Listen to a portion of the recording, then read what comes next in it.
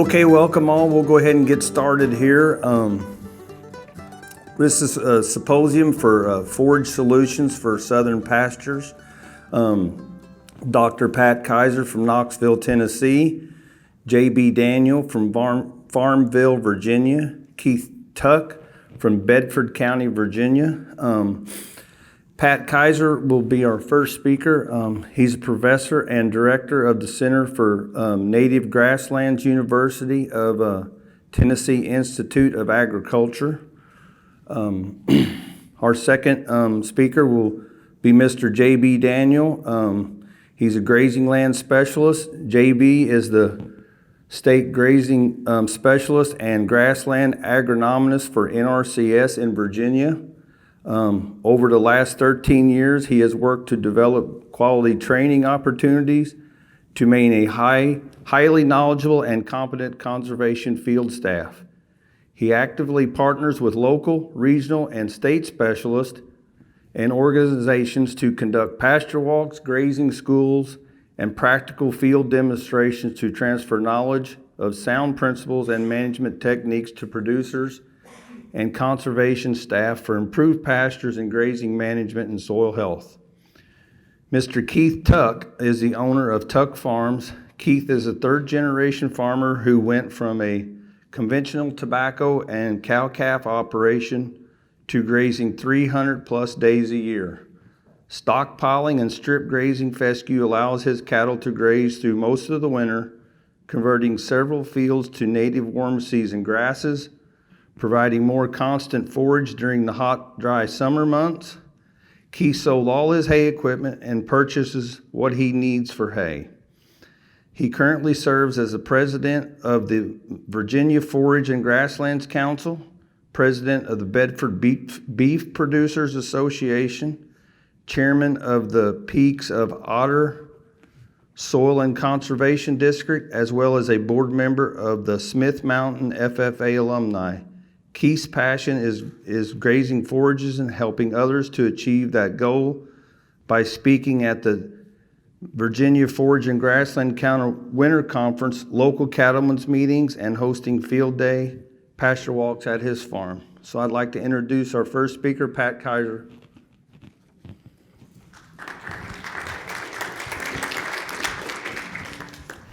Thank you, Charlie.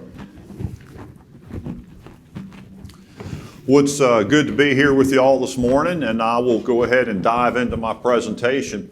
What I want to focus on here is my experience has taught me that a lot of producers in the Southeast don't know what we mean when we talk about native grasses. They tend to think whatever's growing in my pasture I didn't plant is a native grass, right? And so we're talking about some very specific plants that were here for eons, and you heard a little bit about it in the plenary session, but things like big blue stem, Indian grass, switchgrass, eastern gamma grass. I want to try to introduce you to these grasses and give you a little bit of background about them. I'm going to start off telling you why you might use them, what they can do for a cattle operation, and then in sort of a backward way, I'm going to talk about probably the biggest challenge to using them, and that's the establishment part. So with that, let me go ahead and dive on in. So in my mind, we could come up with a lot of lists of things that any given forage tool could do for your operation, but in speaking to producers, talking to extension specialists, extension agents, and RCS folks, to me, unless you want to be a splitter, that's the right list right there, and probably in the right order. So what I want to do is I want to talk very briefly, because time doesn't permit me to get deep into any one of these subjects, but I will talk briefly about each one. So let's talk about drought. This happens to be in North Missouri. It could be anywhere in the Southeast, anywhere where we grow tall fescue, and I am wondering out loud if we could dim the lights in the front of this room any. I don't know if anybody's got magic powers that can do that, but that might be helpful. See the slides a little more clearly. But this is a typical scene we've seen all over the fescue belt, where we wind up with these brown, crunchy, crispy pastures. Oh, wonderful, thank you. And that happens to be a D3 drought. Less wonderful. Who's messing with those lights? More wonderful. And that happens to be the middle of July, and that doesn't shock us, folks. We've seen it, but more to the point, the one promise I can make you out of everything else I say up here today is you will see that again, right? I can't tell you when, but I can promise you you'll see it again. So that is a reality that we deal with. There in the same county, the same day, the same drought, you see C4 grasses, native grasses. Now, for those of you that might be not picking up on my complex message here, this is brown and that is green. Are we working here? So why is it green? Well, there's two reasons. One of which is that the grass on the right, which is big blue stem and Indian grass, is a C4 grass. Now, I'm not going to try to explain that to you because one, I couldn't, and even if I could, you wouldn't understand. But what I do want you to know about a C4 grass is they do not mind heat. So the fescue you see on the left really wants it to be in the 70s. This stuff on the right really wants it to be in the 90s. But check this out. At 105 degrees Fahrenheit, this big blue stem is at 90% of its photosynthetic capacity. At 117 degrees Fahrenheit, yes, I said 117, it is at 70% of its photosynthetic capacity. Heat does not trouble it the way it troubles you and I and tall fescue, okay? The second important thing about a C4 grass is that it has higher water use efficiency than a C3 grass. So just to make up some numbers, if you could produce 500 pounds of additional forage here with an inch of rain, these grasses right here will produce, depending on whose numbers you want to look at, 2 to 5 times more pounds of forage for that same inch of rain. Higher water use efficiency. So that C4 grass is an advantage in terms of heat and drought, but there's another reason these natives do so well, and that is, and again, we heard the speaker this morning, Meredith, talking about this, but there's these epic root systems that they develop, 5, 10 plus feet deep, depending on how deep your soil is and a number of other conditions. So they are able to scavenge water deep in the soil system that are not available to more shallow-rooted species. So if we think about a lot of our C3 species, I'm just going to take a wild guess that gentleman there is 6 feet tall. Therefore, that's about a 9 to 10 foot root system, and I can't even quite reach that high, but right up in there is about where those C3 roots would tend to play out, right? So I'm getting access to a lot of extra water, so those roots are my friends. And even though this isn't a talk about soil health, I cannot resist the opportunity that that picture gives us. These roots are soil health. Every single measure that you can think of about soil health ties back to those roots. Water infiltration down those deep root channels, the soil microbiology thrives in that rhizosphere, the area around the roots. The exudates that the roots push out support that microbiology, but they also contribute to soil aggregation, organic matter, carbon. There's no measure of soil health that doesn't tie back to those roots. And if you don't believe me, at least believe the picture. That is the Dust Bowl, and we got that referenced in our first talk this morning. And that is a big blue stem plant that for some reason the plow never found. That's soil health. It's holding it together. And something I noticed recently, I've used this slide for years because I think it's such an impressive slide. That gentleman's tie is hanging off his neck at a 45-degree angle. Wind in the high plains, and that's mostly wind erosion that destroyed those prairies in the wake of the plowing. But the point is, and by the way, that's northeastern New Mexico. I don't think we've got droughts in Dixie, in the southeastern United States, or even the east central United States that are going to be worse than what maybe the average summer in northeastern New Mexico might be, okay? So that's another testament to the drought tolerance of these grasses, and again, their ability to contribute to soil health. So if you will permit me, I'm going to reach up here and put a little check mark next to improved drought resilience. That's something these grasses can do and do in spades. All right, extended grazing seasons. Again, very important to producers. We know that if we can reduce purchase feeds, if we can reduce hay feeding, if we can increase grazing, we're better off. So let's talk about that. So here's the summer pasture picture. This isn't quite as bad as the drought one I showed you from Missouri. I believe this one comes from the Piedmont, Carolina Piedmont. But we see this beat up grass there. And again, the scale may not work too well for us, but we see a lot of exposed soil there. Again, not great for soil health, right? And we have known for decades that the more you beat up that plant, the more diminutive those root systems get. okay? I just finished preaching about soil health. Here's soil health, here's not soil health, okay? Here is drought resilience, here is drought resilience. What's gonna happen under a severe drought to that plant? Not gonna be pretty, right? It's not good. And so, if we want to extend grazing seasons, why not use what the good Lord in His infinite wisdom gave us, a C4, AKA summer grass. There is a big blue stem Indian grass pasture in the middle of summer, green grass everywhere, happy cattle. I can't quite make out the body condition score on these animals, but I think I see ribs when I look at that picture real close. And I don't know if any of y'all are experts at body condition scoring, but in my mind's eye, ribs ain't a good sign. These cattle got all the forage they can handle and high quality forage. They're doing well. So we can take advantage of this grass that naturally grows in the summer and extend our summer grazing season. And by the way, what kind of job are we going to do here with fall stockpiling with this kind of root? You got it. We're not going to do a good job.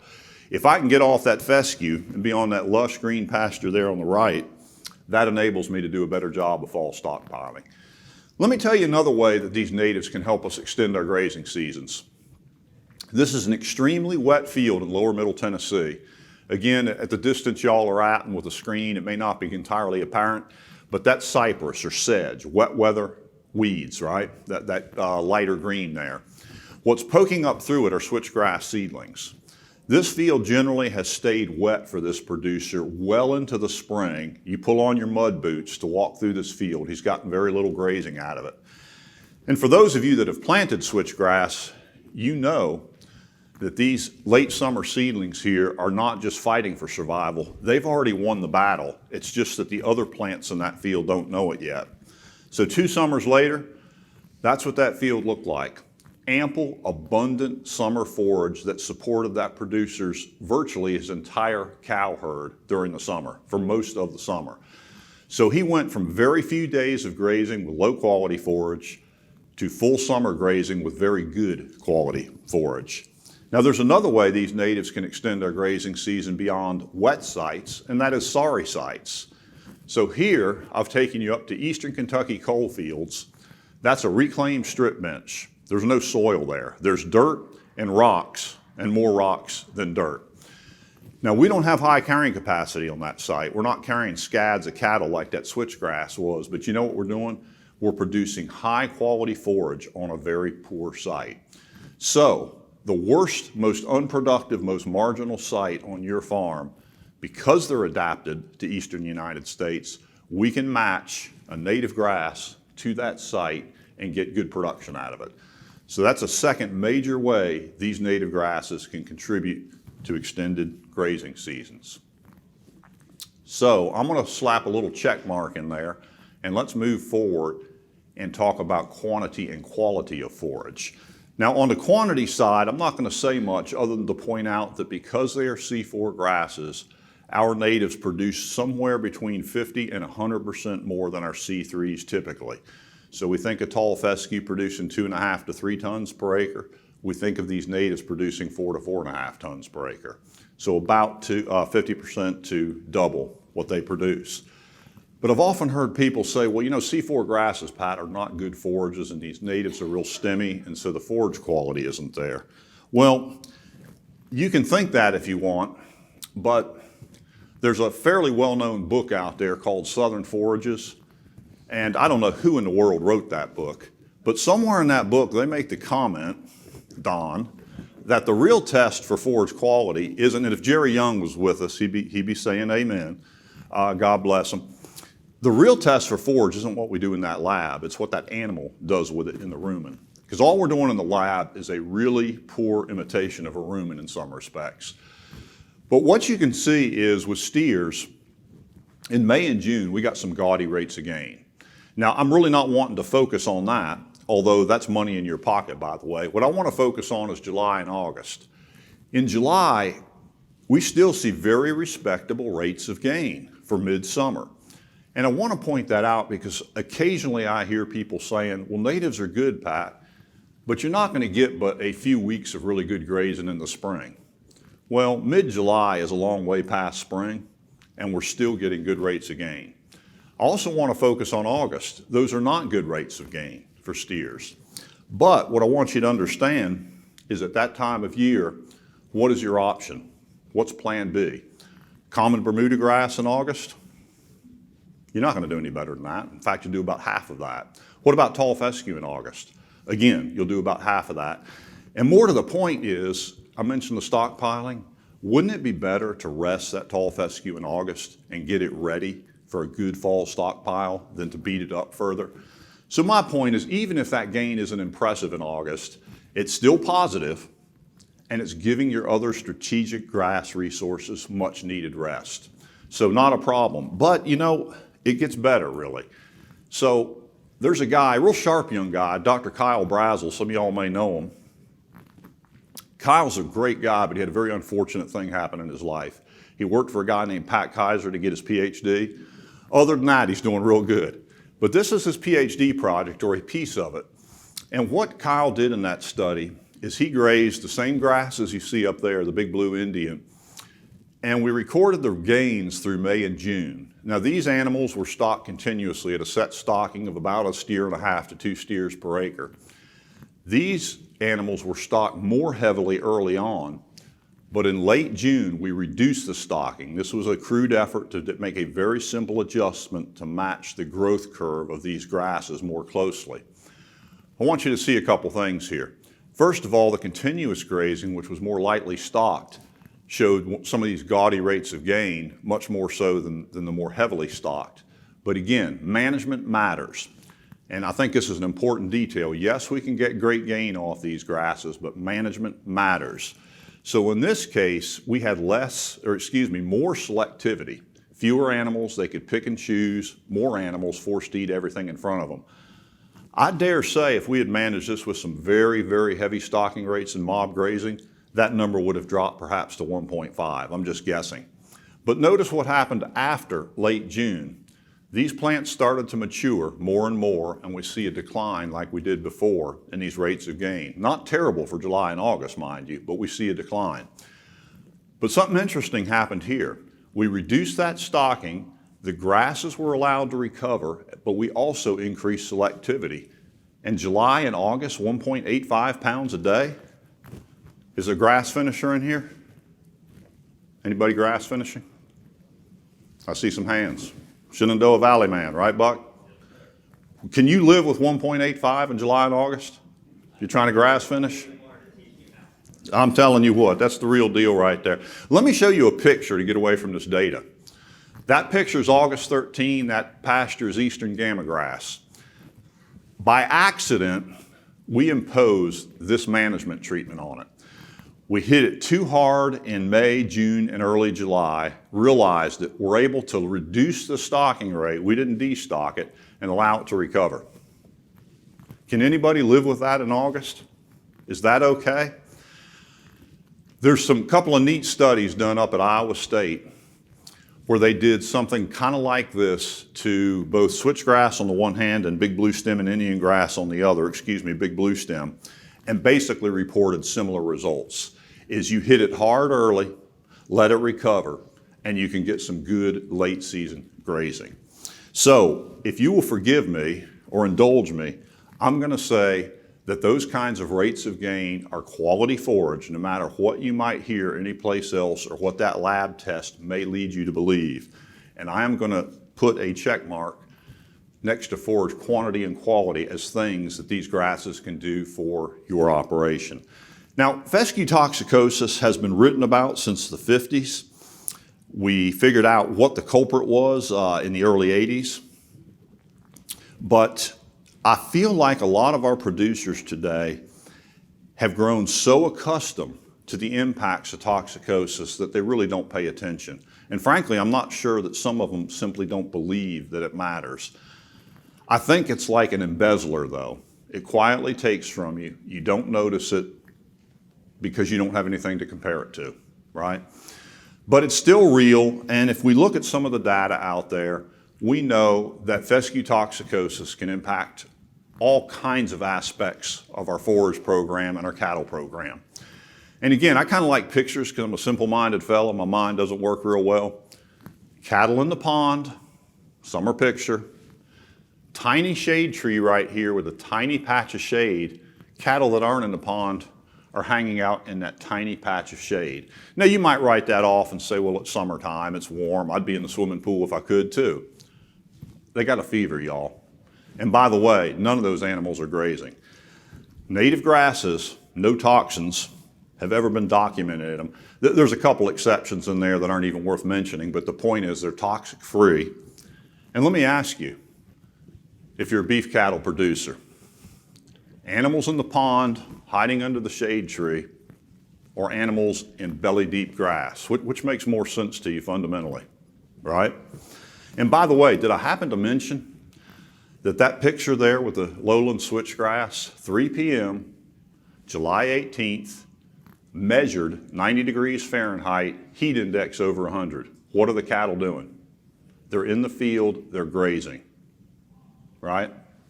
So I think that's a much better picture, and it's a much better alternative to lost average daily gain, lost calving rates, and lost weaning weights. So again, these fields can give you relief from fescue toxicosis. By the way, for spring calvers at a very strategic time of the year, when those ergovaline contents are spiking in May. So let's talk about the economics. That might not be the first driver for producers in making a decision to adopt these grasses, but if nothing else, they need some assurance very reasonably that they're not making a stupid decision economically. So our friends down at Texas A&M AgriLife Extension took some SPA data from back in the 90s, 475 herds over 15 years. This has nothing to do with an experiment station, folks. These are working ranches that voluntarily contributed their data. The ag economists there divided those herds up into 4 quartiles based on economic performance and tried to figure out what separates, if you'll forgive me, the men from the boys. And what they figured out, if you look at that y-axis, is, and this will shock this group, it's all about the grass. All about the grass. More grass per cow equals better economic outcomes. And by the way, those folks in those top 2 quartiles operated profitably. And guess what? Those 2 did not. Next drought, next dip in beef prices, next spike in nitrogen prices, who's going to go out of business, right? Now you may look at this and say, okay, Kaiser, that's really convincing, but I'm on to you. I can make out the numbers on that y-axis, and if you can't in the back, that's 15 and that's 25. That's 25 acres per cow. Well, that's ridiculous. Well, what I haven't told you yet is that SPA data is taken from Oklahoma, Texas, and New Mexico, where those are actually very reasonable stocking rates. We say, well, that's great for down there. It rains here in the southeast. It rains in the east. We don't have those same problems. That wouldn't apply here. Don't think so? Check this out. Our good friends at Iowa State took the same data, except from their part of the world, up there where it's relatively cool and relatively damp, and they did an entirely different approach to analysis. But as you can see up there, they found out that the variation in profitability, 57% of it was explained by feed cost. The second closest influencer of profitability, depreciation, way down at 9%. Grass matters. Okay, that's the lesson from these 2 exercises from real working farms. And it helps if that grass is profitable. So Dr. Chris Boyer, one of our ag economists, took one of our grazing data sets and did the pencil whipping to it. And guess what? The native grasses proved to be more profitable than the alternative. Now this is a warm season annual, which was planted every single year, and that's why that beats you up so bad in terms of net return. If this was crabgrass that would reseed itself, which crabgrass can do, that number would float up. We're so convinced that that's true that Chris went ahead and did a little extra analysis, and what he was able to document is that crabgrass floated up here to about the level of that Bermuda grass, but still not exceeding the economic returns from the natives. And you might ask yourself, well, why is that so? Well, it's because it produces cheap gain. Why does it produce cheap gain? Remember, it has high rates of gain, number 1. Number 2, high carrying capacity. And when you multiply those 2 things together, you get a lot of beef per acre, okay? And you look at those numbers right there. again, I'm not meaning to pick on Don, but Don shared a publication with me a little while back where he had looked at the cost of gain on a wide range of feedstuffs. And Don, if I remember right, with the exception of some grass clover mixtures, very few things got down in that range. Well-managed grass clover mixtures can kind of get here. But in terms of feeding cattle, what we have done with these numbers, we have found the floor. You're really not going to do any better than that, okay? And so I mentioned that one of the advantages natives has is high stocking and low rates of gain, or excuse me, high rates of gain. But the other reason that this pencils out is because we have cheap pasture. So if we look at Bermuda grass, it's more expensive to produce per acre. Why? Because of inputs. Tall fescue, fewer inputs but lower yield. Native grasses, fewer inputs still and higher yield, right? So on a per acre basis, that is a cheaper date. So I'm going to go ahead and put a check mark there that in terms of the bottom line, you're doing yourself some benefits. Now, when I've given a similar talk to this, producer in the audience challenged me, said, Kaiser, improved drought resilience, okay. Longer grazing season, lots of forage, high quality, relief from toxicosis, profitable. Is the whole story good? What do y'all think? Of course not.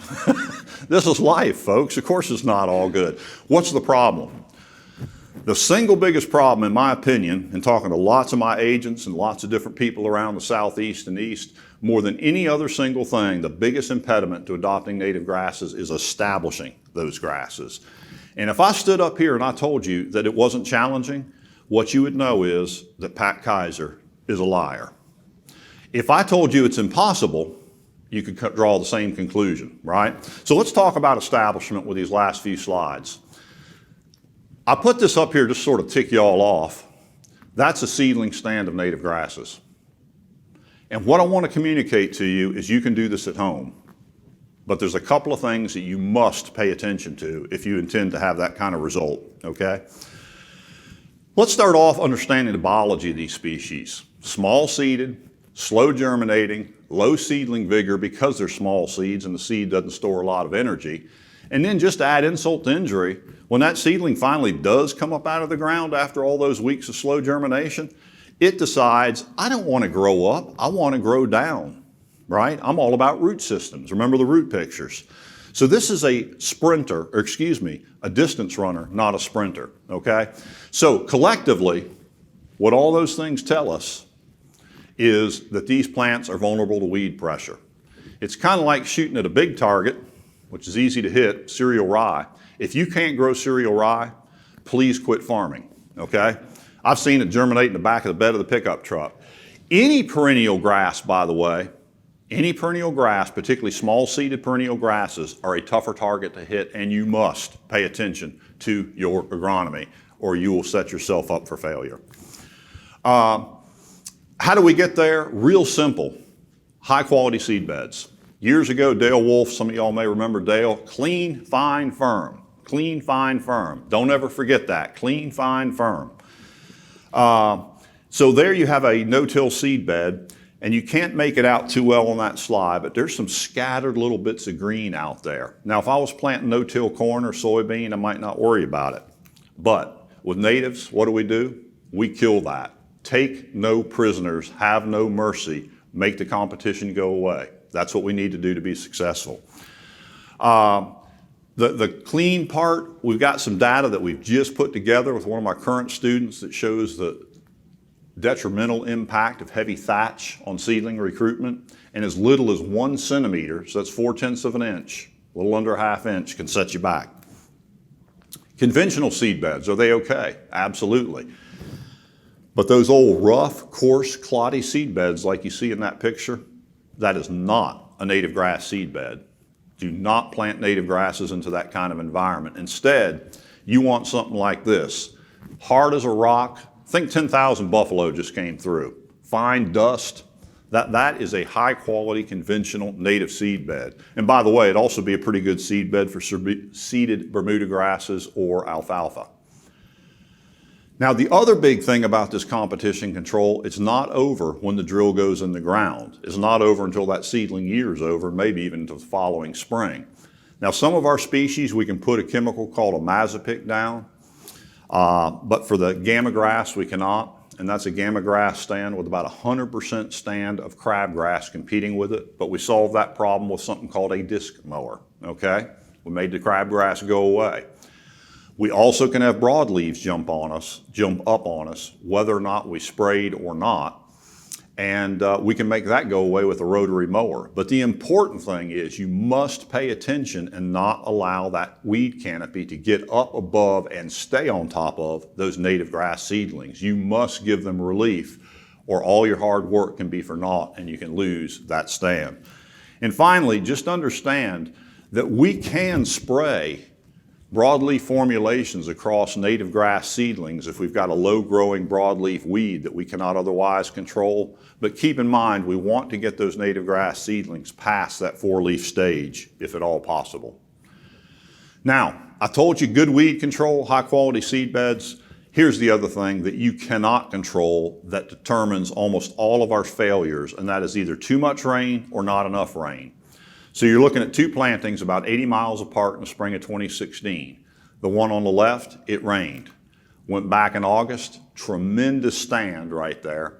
The one on the right, D5 drought that summer, it never rained. Can we blame that on how hard native grasses are to establish? You wouldn't have gotten a fescue stand in there. You wouldn't have gotten an alfalfa stand in there. You wouldn't have gotten any kind of stand in there. So you can control everything you want to control about weeds and seedbed quality, but you cannot control the rainfall. Only he controls that. But you can use your noodle a little bit and take advantage of those rainfall patterns. So let me tell you what I mean by that is these grasses will germinate at about 65 degrees Fahrenheit, late April in our part of the world. But we've done work that you can dormant season plant, probably even in late January, and on up into July, as long as that rainfall is there. And so what this tells me is don't let the calendar dictate when you plant. Let your seed bed quality dictate when you plant, and pay attention to the moisture. If you've got to let that seed bed sit there for a few weeks till the rainfall develops, let it sit there. It means another pass across the field probably to freshen up that seed bed, or you may be in the situation where you've got a really nice stale seed bed. Case in point, this is a fellow down in North Alabama, planted July 5th into that seed bed there. He did not plant sooner because it did not rain since probably March in that site. And that's what he got for his patience, okay? You can do this at home. We find that we can have about 85% success rate on the first pass establishing with a 15% failure rate overwhelmingly related back to rain. And by the way, you can expect to graze or hay that field 12 months after you've planted it. You do not need to wait 3, 4, 5 years as sometimes you may have heard people tell you. And so the take home is this is not almost impossible.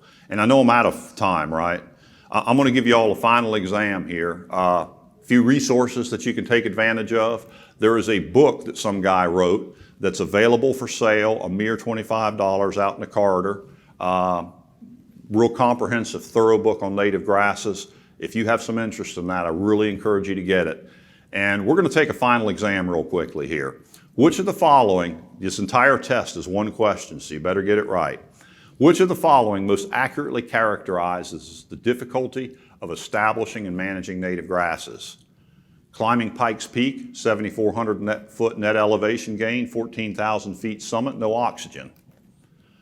Stud muffin who climbed the tallest mountain in the eastern U.S. in terms of relief, not total elevation, but relief, 3,000 feet, a hill, or floating down the Shenandoah River where you don't have to paddle unless you're in a hurry, okay? Correct answer? It's not almost impossible. It's not Pikes Peak. It's not even Mount LeConte. It's certainly not floating down the Shenandoah River without a care in the world trying to catch a smallmouth bass. It's work, it's a challenge, but if you pay attention to a few basic principles, you can succeed like a whole lot of other people have. And with that, I am going to relinquish the mic, and I think we're going to hold all our questions till a panel with all 3 speakers here after a little bit. So thank you all for the time and attention. Thank you, Dennis. It's great to be here with everybody today. You know, Dr. Kaiser just went over the why ranchers should really consider using these native summer forages in their operation. He went over the how to get them how to get them established well on your farm. But the next question that most ranchers and grazers ask is there any help to establish these grasses, to overcome the cost and transition and so forth?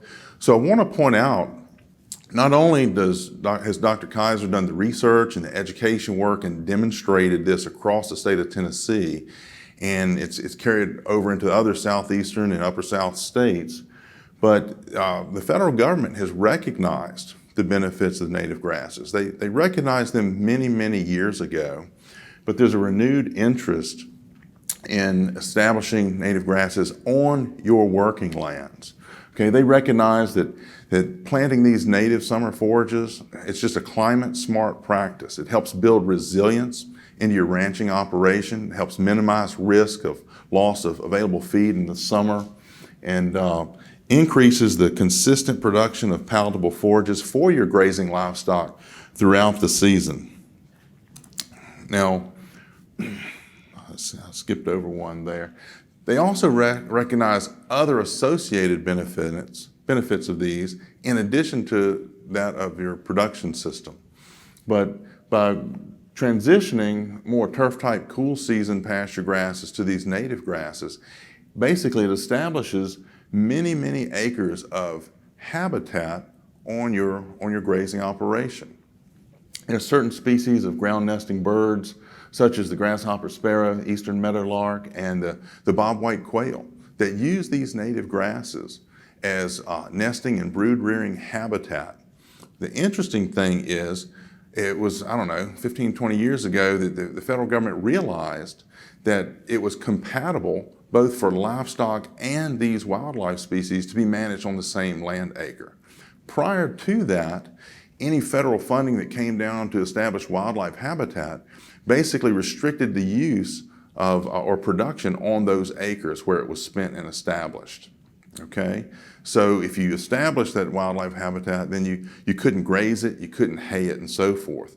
But that changed, 5 or 6 years ago, something like that, when USDA developed the Working Lands for Wildlife program.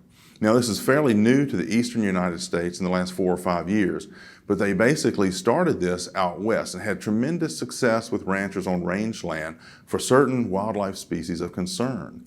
But in 2016, they approached the leadership in Virginia to consider signing on to this initiative, Working Lands for Wildlife for bobwhite quail. And there was a team put together at the state level in Virginia, and they decided that yes, it would be a good thing to try and do.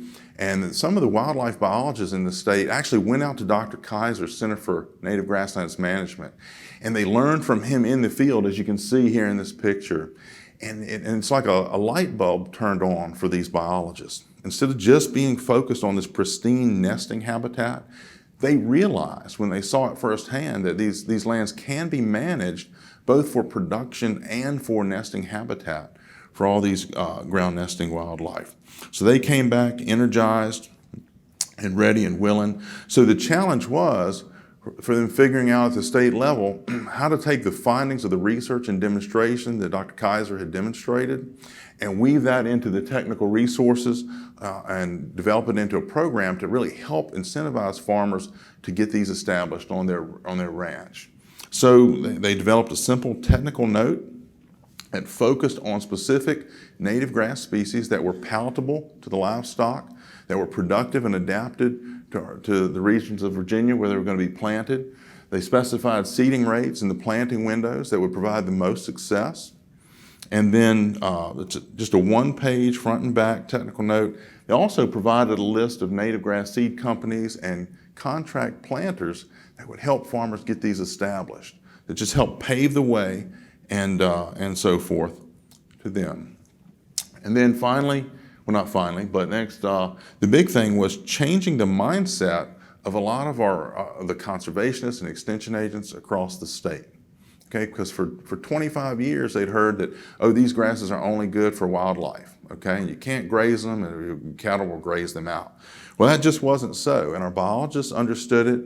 So what we did, we got Dr. Pat Kaiser to come, and he actually conducted training sessions for conservationists and extension, and we did pasture walks in the evenings for producers.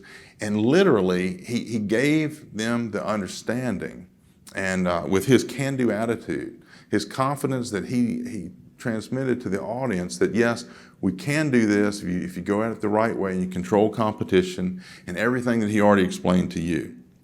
So that was key in overcoming that negative mindset from our planners and so forth, the grassland professionals and extension folks across the state. And it really opened a lot of people's eyes and minds to considering these native grasses on their ranch. Now, NRCS developed a program structure specifically for this initiative. They took some of the money out of the EQIP fund, set it aside specifically for working lands for wildlife. And they designated 2 priority practices, one being the pasture and hayland planting practice combined with the prescribed grazing practice. And that allowed a lot of farmers who'd already implemented a basic grazing plan to be able to come back and apply for assistance to convert those cool season pastures, or some of them, to some of these native warm season productive forages.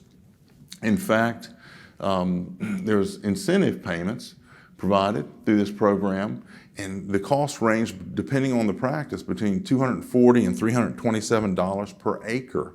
That covers site preparation, the cost of the seed, the cost of the planting, and some herbicide to get it through that establishment phase. This is a big hurdle to get people over that hump for getting these established.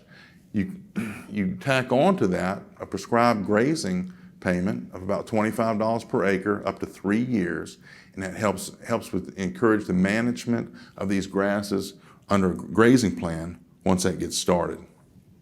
And then there was promotional items. This team developed a website with the frequently asked questions, the program fact sheet, all the information they'd need, and they developed a promotional video. If you take out your smartphones and you go to YouTube and you type in "forage for beef and bobs," okay, you can see this 4-minute video. It's a producer testimonial video highlighting the Working Lands for Wildlife program.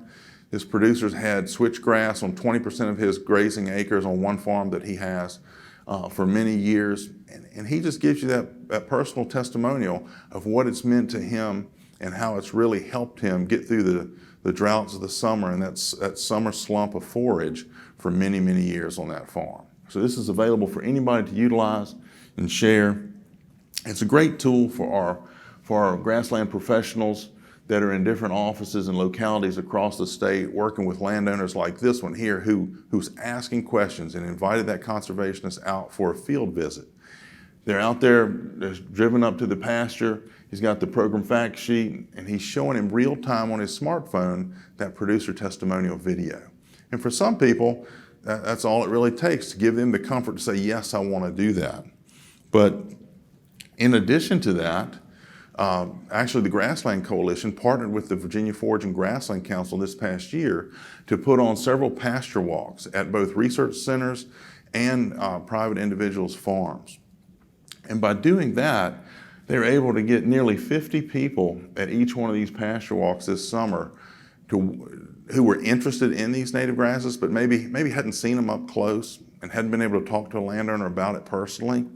They were able to invite them out to these different farms where they were planted. It makes such a difference when you as a producer can walk out in that pasture and those native vegetative grasses brush against your pants up knee high, and you can look over the fence where that farmer's pointing and see that group of heifers that are grazing these grasses right there. You can ask questions directly to the producers. It's just a wonderful learning experience to see it, touch it, and communicate with the producer who got those established. And to continue the success, some good things have happened lately. Basically, with the previous farm bill, the Working Lands for Wildlife program for bobwhite quail was written into the farm bill. So it's no longer just an initiative, it was formalized in that legislation. And many more states have signed on. You can see right here, the states outlined in green. There's 27 states now in the Southeast and Midwest, extending on up into a little bit into the Northeast, that now have adopted this program. So if you live in any one of these states and you're interested in possibly establishing some native grasses in your forage system, contact your local conservationist and talk to them about the Working Lands for Wildlife program. We continue to promote the success of the farmers who have been able to do this. A lot of these farmers are willing to talk to producers on an individual or small group level. We just connect them with them, and that way they can go by and talk personally. They can walk through those pastures. Here's one that was actually established this summer in mid-June. It was planted into switchgrass. It's a silvopasture operation that he was establishing. But it got some really good rainfall right after it was planted, and this was literally 70 days after planting, and that switchgrass is knee-high. That was a remarkable success. I want to turn this program over now to a producer speaker that we've got here. I want to introduce to you Keith Tuck. He's from Bedford County, and Keith was one of the first producers that kind of responded to our promotion in Virginia, and he wanted to establish or transition some of his cool season grass acres. It's my mic. Don't get too close. Let me cut my mic off here. He wanted to establish some transition some cool season grass acres to these natives. So at this time, I'm going to cut my mic off, but I just want to say Keith Tuck is going to take over right now.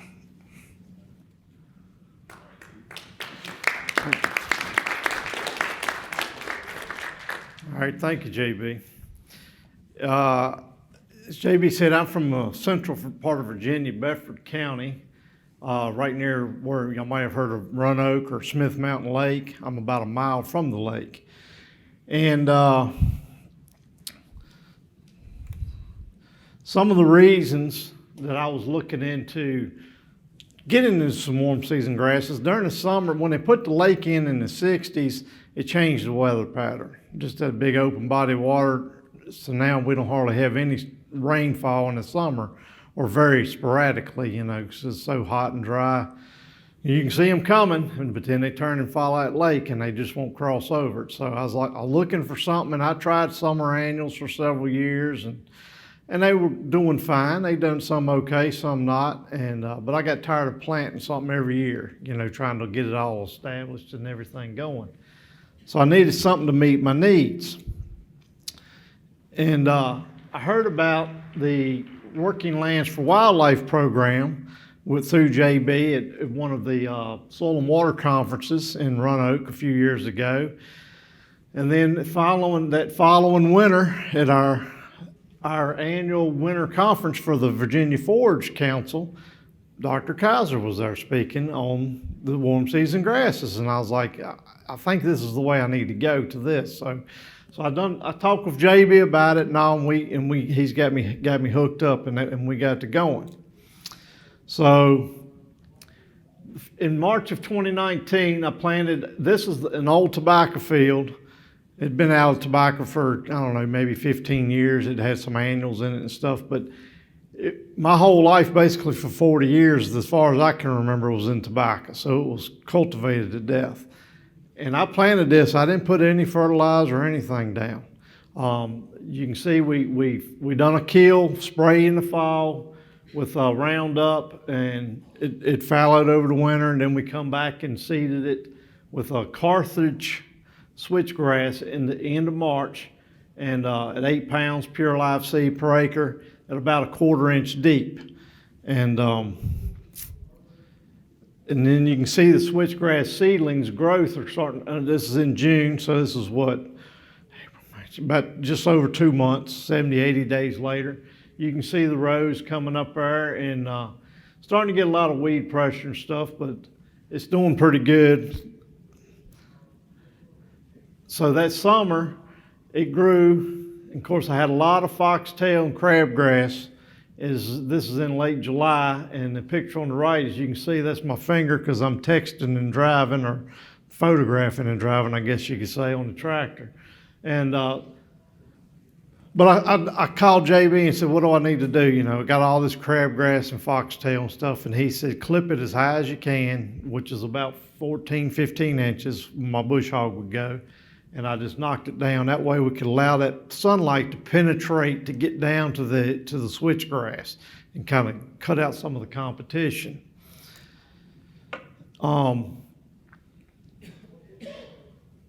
Now this is jumping. That first year, that's all it did. You know, that's all it did was establish and clip it, and it just laid there. And this is the next year, and you can see it coming up in the spring, and it's looking pretty good. And if you take note on that picture on the left, and I didn't realize this till later, but I noticed that you see them trees in the background, and you can see the rows coming up. And this is April the 8th, and then here's June. There's the trees in the background, and there's the switchgrass with the cattle in it. And so it's doing very well. The first year they say, you know, and it's true, you think you don't have anything. Just be patient, give it time. The second year, it'll fool you.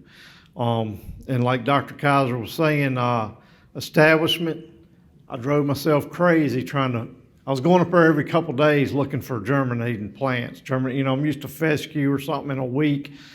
You might as well plant it and forget about it for at least a month because you'll drive yourself nuts thinking, I ain't got nothing. And this is September of 2020. I ended up grazing it 3 rotations through. I mean, the cattle done well on it. There it is, 3 rotations in 2020. I had about 65 cows on it. Total of 26 days between them, all 3 of them rotations added up, which comes out to about 105 cow grazing days per acre. And that was on this first 16 acres. And so I wanted to plant some blue stem grass, the blue stem mix. So in the spring, well, you know, of course, I prepared the field that fall, done the same kill down and everything. And then in the spring, I planted 27 acres of the native grasses, 5 pounds of big blue, 2 pounds of the Indian grass, and 3 pounds of the little blue stem. And a mixture of glyphosate plus 5 ounces of plateau right after planting to kill the weeds, or winter weeds, and gave me about 8 weeks of weed suppression. And that right there, I'm just going to put a plug in. That drill right there is one of the best ones for establishing this stuff because it's got them death bands on it. It keeps you at that 1/4 to 1/2 inch because that's where I think a lot of people feel they get the seed way too deep. You want to see half that seed on top of the ground. So this is in June, 85 days after planting. You can see I still got good weed control and a good establishment of the blue stem mixture coming up.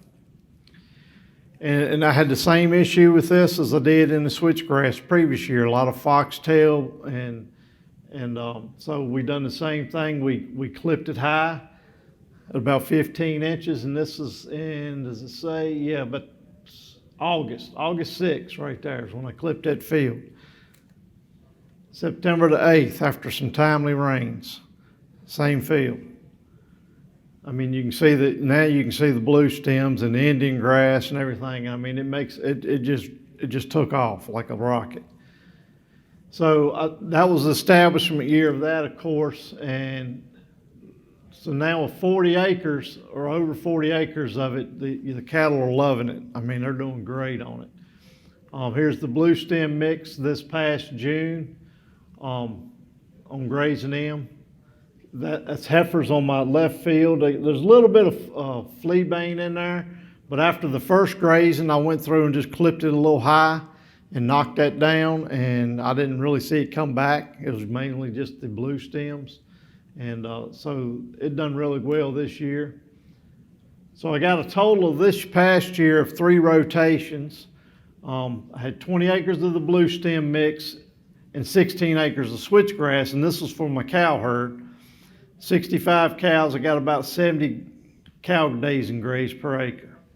And then across the road, I have 7 acres of the blue stem mix for the heifers. You can see there are 39 of them. They averaged probably 700 pounds because I had some that was a little older, some was less, so I kind of averaged them out.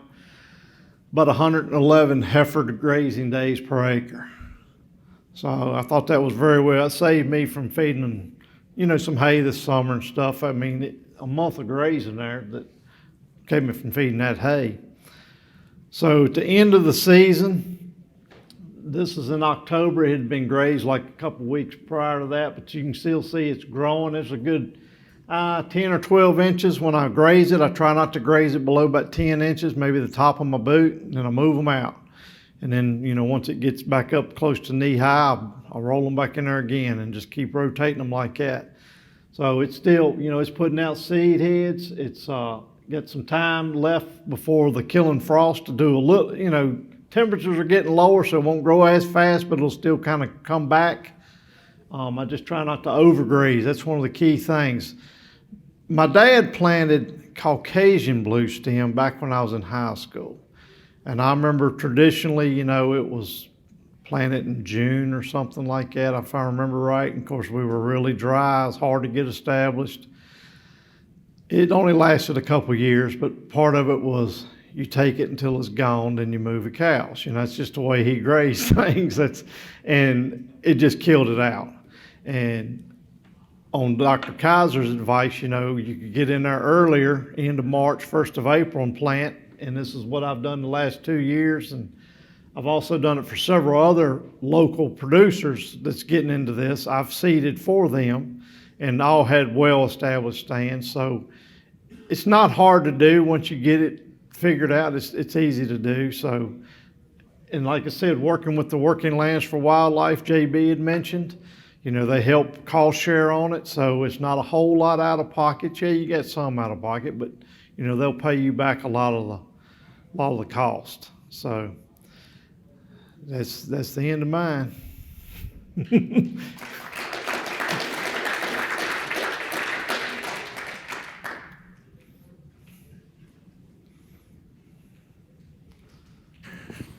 All right, we're going to try to do this panel discussion. Hopefully, we won't get the feedback that we had before, but you heard from Dr. Kaiser about the research and demonstration over the last 15 years that he'd been integral in and disseminating that information throughout the Southeast and Midwest. You heard how the USDA programs offers opportunities and incentivizes establishment. And you heard from Keith, the producer, from his perspective on how he went about establishing it, using the programs, and what success he's had with his livestock. So what questions do you have for anybody here right now? Yes, sir.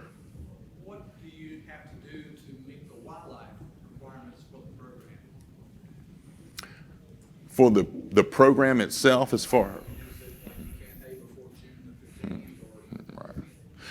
the way it's set up in Virginia, they set it up so that basically if you establish these grasses under the Working Lands program, you're allowed to graze it with a grazing plan, okay, all the way through the summer on rotation, okay, but you're not allowed to hay it at all because the haying process is destructive to the nest, right? So they've seen that it's not very destructive just to have the livestock grazing through it periodically. So it's a good win-win, okay? Yes, sir. I got a couple questions.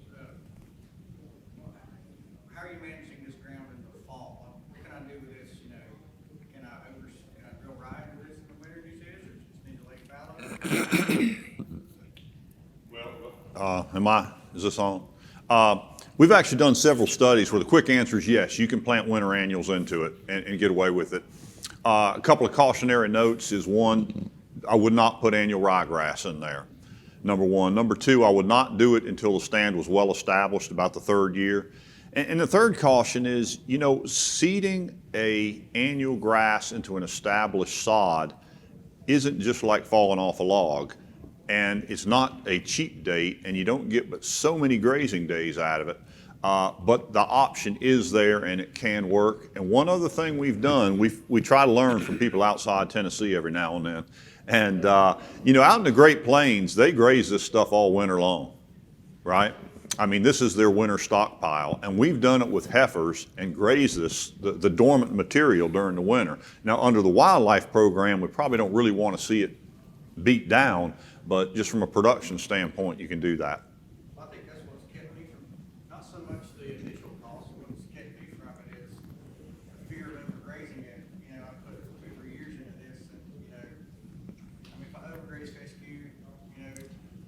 Let me dispel that for you if I can. From the top of your boot to your hip, if you maintain that canopy during the growing season to where it's always somewhere in that range according to how you choose to manage, I don't care how you manage it, if you keep it between the top of your boot and your hip, and that's just a matter of when you take and leave animals, you will never have a problem with getting rid of this stuff. It will maintain itself for decades.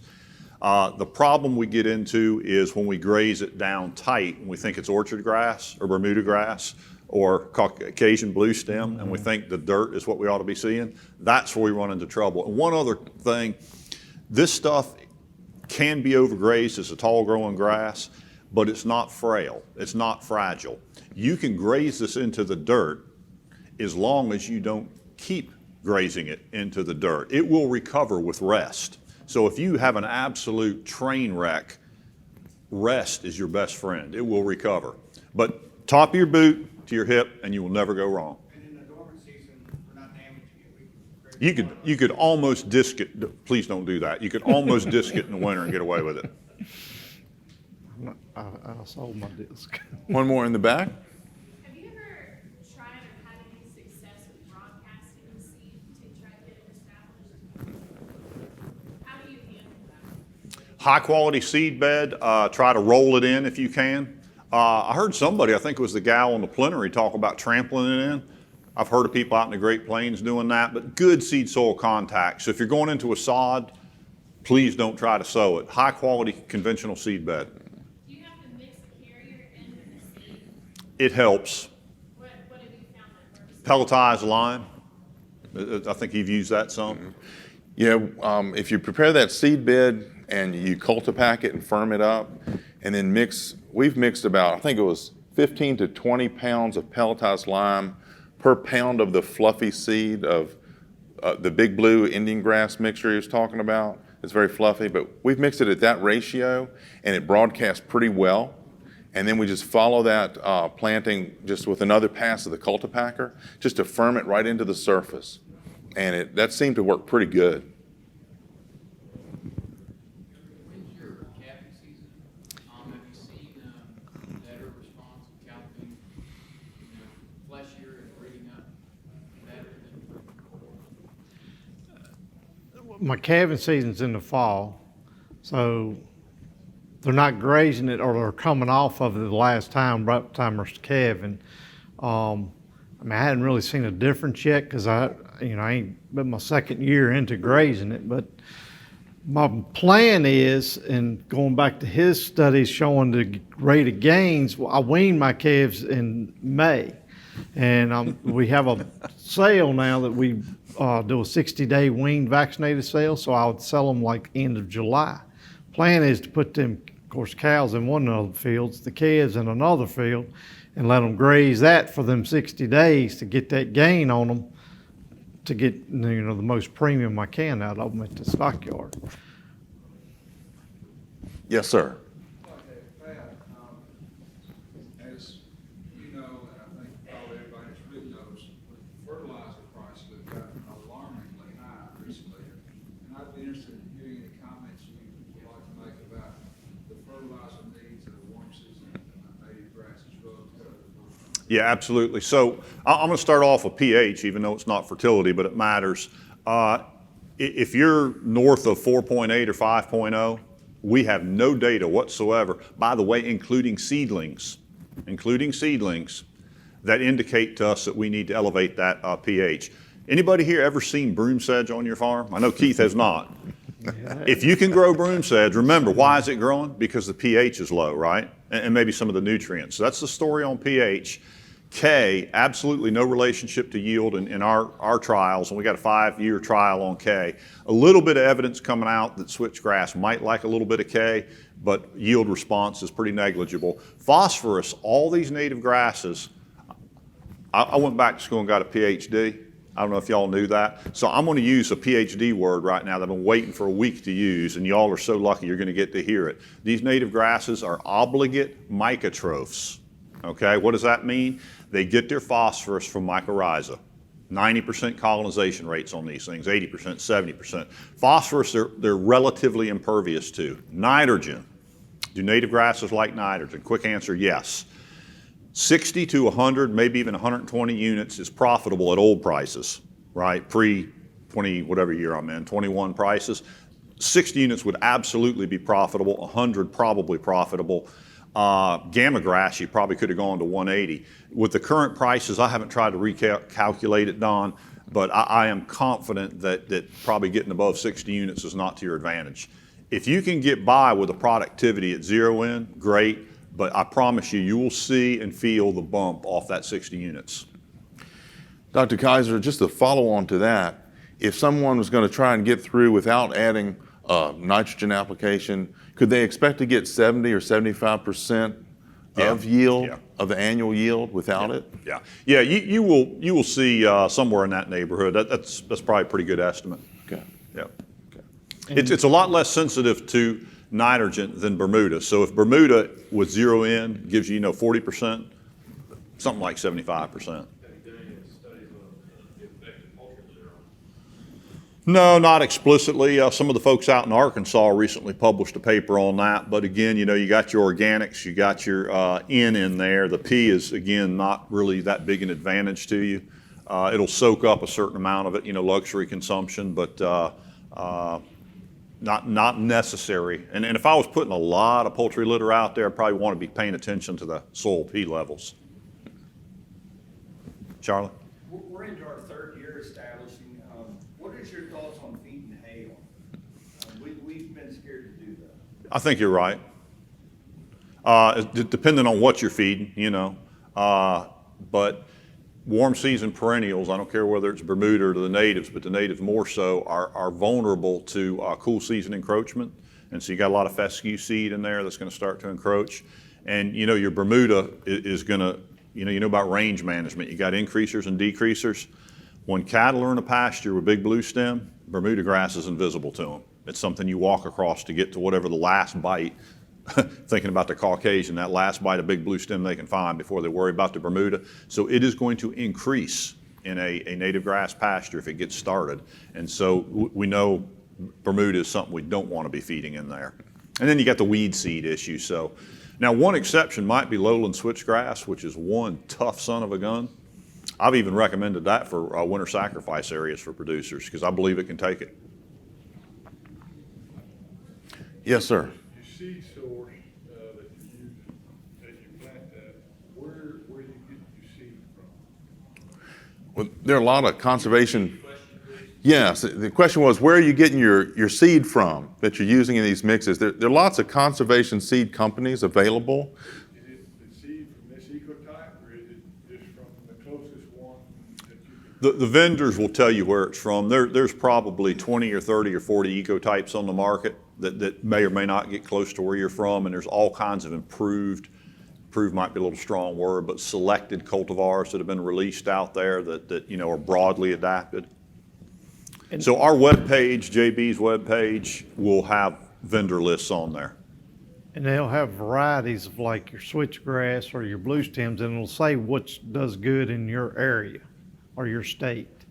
At least that's how I pick mine. There's an excellent book out here that's got a cool little map in it and a whole list of vendors. I promise you, it's in there. It's in there. Yeah. Right there. What are some recommended either legumes or forbs or broadleaves that you guys have either established or would like to see established with some of these native foraging? So our cool season legumes that we're so used to working with in a forage system, we've done a couple of studies, and Iowa State's done some, Virginia Tech. And the take home of it is that we saw absolutely no benefit from red clover in these natives. That's the one we chose because it's very effective in natives. So long story short is it costs you money and it doesn't necessarily give you a benefit. We're playing around right now with a whole bunch of native forbs, which are not cheap, but JB, if I'm not mistaken, this program can help support some of that cost. Yeah. And there is a fistful of those that we've actually had some pretty good luck with. Strangely enough, the things, you may call them different things, different parts of the country, but stick tights, beggar lice, desmodium, that actually does really well in pastures and cattle really like it. So that's a native legume that seems to really work. So when you say no benefit, are you talking animal performance or plant productivity? Both. Grazing days per acre does not change. We don't get any benefit, so productivity, and we did not get any benefit in rate of gain, and so conversely, our pounds per acre. And so when my ag economists pencil whip it, they tell me, guess what? You paid more, and your cost of gain went up, and your profitability went down. So I'll add to that and say that even when we're converting some of these pastures and spraying out and killing the existing vegetation and planting the natives, within the first few years, we end up seeing a lot of clover come back in if it was there before. We know those hard seed are in the seed bank. With these native grasses, a little bit more sunlight gets to the soil surface in between these bunch grasses. So we're naturally seeing that come back in. I know this man here, him and his wife in the front row, they've had a blue stem and Indian grass mix, and by the second year, the red clover was halfway up to your knee across that field. And Keith, you had the same This thing year. with switchgrass, This didn't you? year, this spring, This spring. because we had such a cool, later, drier spring. Yeah, the clover was, we've usually seen it, it was thick in there. Yeah. That's right. yeah, it'll grow in there, but as far as an economic driver or a production driver to include it, it's not really there. You may want it for other reasons, but Yes, sir. Is it essential to do the fall runoff, or can you start this process in the spring?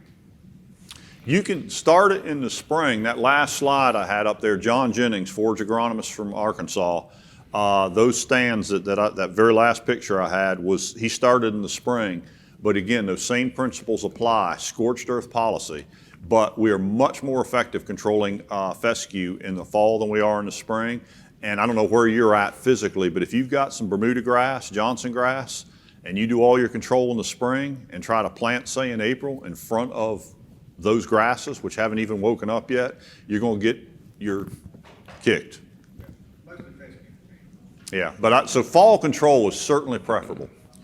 And we've seen that we can go in, you can graze your livestock on that fescue pasture right up through mid-October or late October. And then if you spray a burn down on one of the warm weeks there, late October, early November, you can actually get a pretty good kill on that fescue. And then you just don't want a whole lot of plant material of the fescue when you spray and kill it. You want some leafy material, but maybe 4 inches or so, and just so it's enough to absorb the material and kill the plant. And then over the winter, that tends to break down some. So we have less and less residue by the time we get to March, and we're hopefully planting those seed. But by then, you're going to have some winter annuals that have come up, and you're going to be able to see the little clumps of fescue that didn't get killed in that fall treatment. So you'll hit it one more time then, and then go ahead and plant.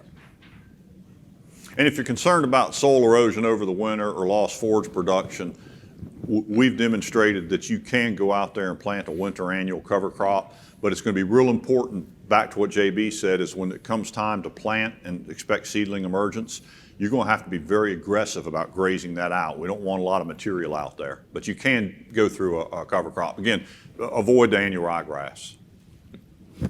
Yes, sir. You had mentioned taking out the Bermuda Johnson grass, that's your problem. You didn't, if I understood correctly, that's still a fall burn down.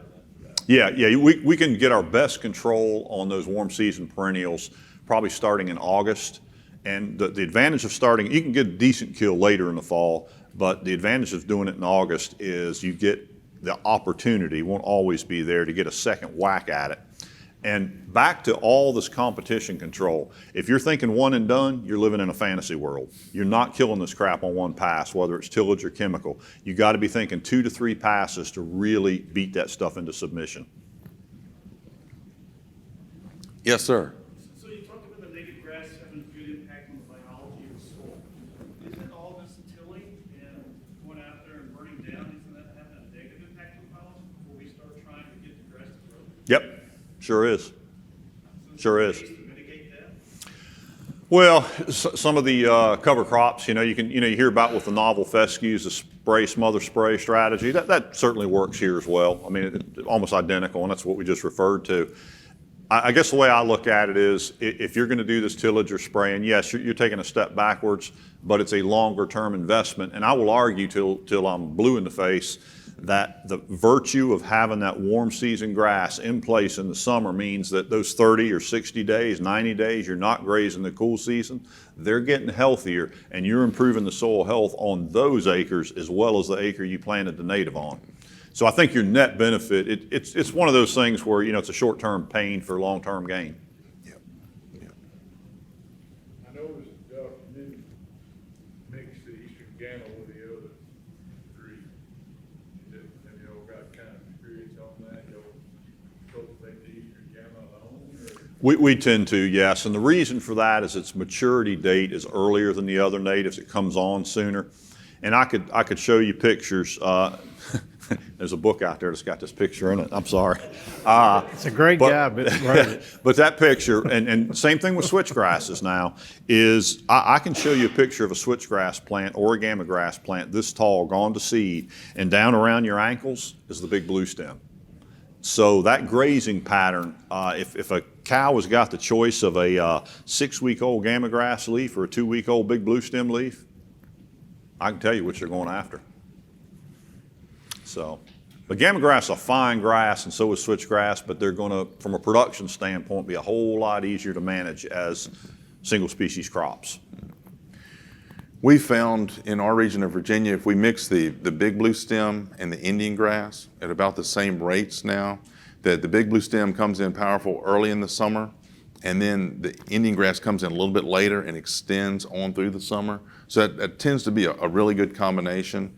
We started out with a couple pounds of little blue added in there. We've backed off to just maybe 1 pound of little blue. It's more of a filler. It doesn't produce a whole lot of biomass, but we put it in there for diversity's sake, you know. So that's been a really good mixture, those 3 species. We've had the best success of getting it established really well in 1 growing season. We've got the use of the imazapic herbicide. We can spray right over top right after planting, and it gives us about just 4 to 5 ounces. It's going to give us probably 2 months of early season weed and grass control, and get those seedlings up through the surface and give them a head start. So it's just a really good combination, and it really sets it off so that hopefully under decent grazing management, these grasses will be there when Keith's son takes over the operation, you know. Like after a spring burn, with fire, if, and your natives start coming back out, can you go back in with a Mazapac at that time to help? If you wanted to, yeah. Yep. Which, is there a high, I mean, can you do it right after the burn? Sure. On established native grasses, they're very, very tolerant, except for switchgrass now. But the big blue, little blue Indian are all very tolerant to Mazapic, and you could go in there about any time you wanted that suited you. Yes, sir. Me? Yes, Jeff. Have you worked with any higher rates of Mazapic? You talked about 4 or 5 ounces, and I think even heard less than that. Have you worked with any higher rates to see what you get? I personally haven't worked with the higher rates. I know at establishment that 4 ounces gives us about 2 months worth of coverage, and then by the label you're allowed to come back in if you have more stuff germinating in midsummer. By then you're allowed to come back in and put as much as 8 more ounces per acre on that.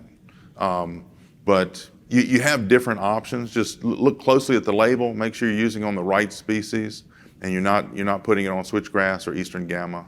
And but there are other options. Yes, You can go above that 4 to 5 ounce rate, maybe as much as 6 to 8 ounces, but you're going to start seeing some stress on seedlings, and especially if you're not real careful in your spray pattern, you get some 2X rates out there, you're going to have some blank strips. And that's why we really like those lower rates of the Mazapic. That some will put 3, I tend to do 4 or 5. If you're doing some early, like dormant season planting, and there's more weeks of rain in front of you, so if I was spraying in March and you may have sprayed that early, I might do 5 or 6 ounces, 7 or 8 ounces. But if you're doing it post-planting on in the spring, I would be nervous about getting much above 4 or 5 ounces.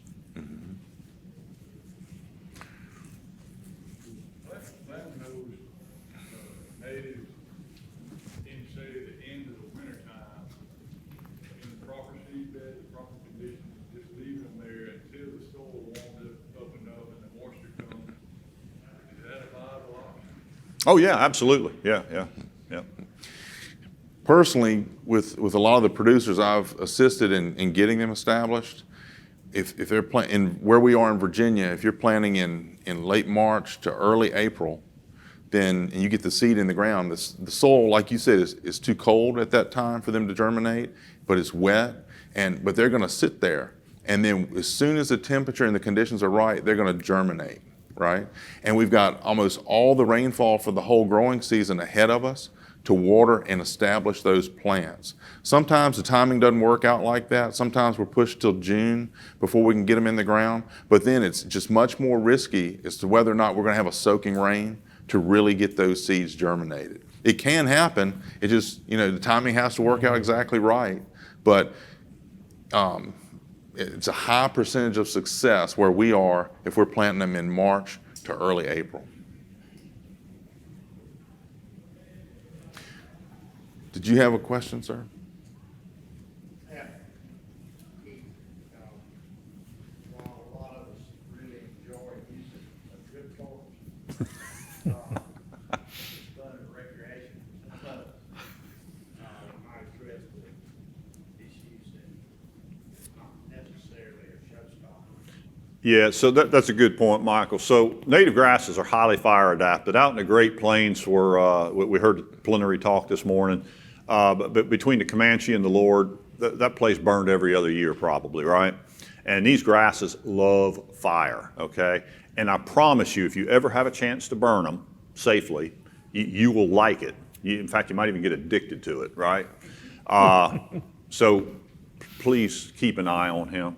If you see him with a drip torch, just kind of, you know what I'm saying.